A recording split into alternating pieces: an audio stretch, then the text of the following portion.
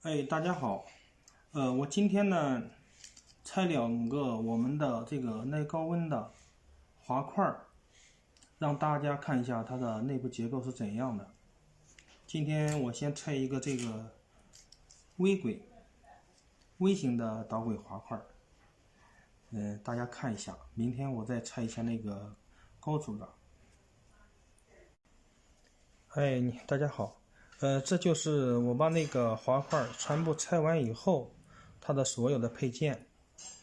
这两边的这个挡边用到的也是不锈钢的，反向器是两组配成的一组，配完以后是这样的。这是中间的块体，也是采用的不锈钢的，还有两个不锈钢的挡条。这个是夹轨，这个是它的钢球，这个是块儿，它的那个钢球孔和安装孔。我现在给大家简单的安装一下，把两个反向器组合在一起，这样放进来。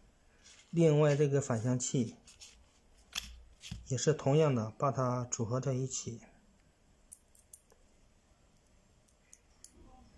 这样组成一个整套的。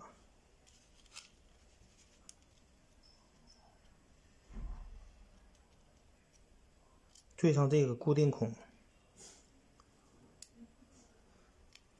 这样就安进来了。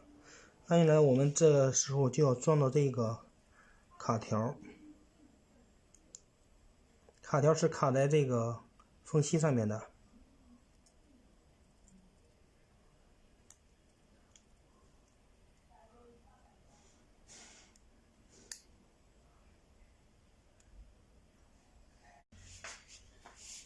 现在就是装完这个卡条后是这样的。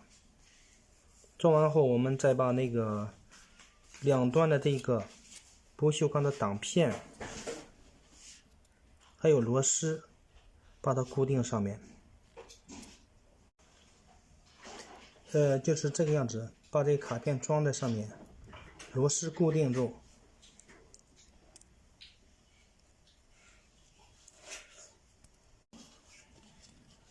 这样以后，只有钢球没有放进去了。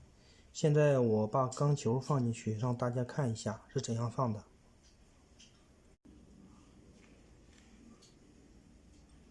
放到这个地方，拿手按压一挤压就好了。每一个都是这样放进去，大家看到了吗？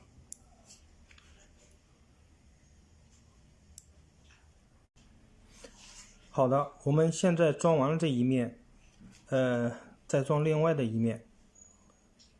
大家看一下，这是装完以后这样滑动，把球进到里边去。我们现在再装另外这一面。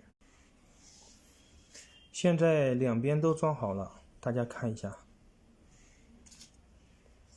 这就是装完球的一个滑块。它目前这个耐高温、耐腐蚀、耐低温，在这个合锂电池上面检测设备上面挺好的。这是我们的夹轨，先装上夹轨。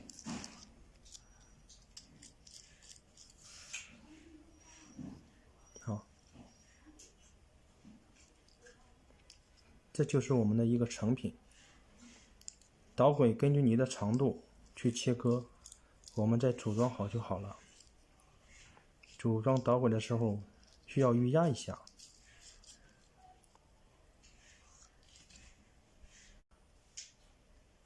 谢谢大家，今天这个视频就到这里了。等下一次再给大家解剖我们的高阻的耐高温滑块。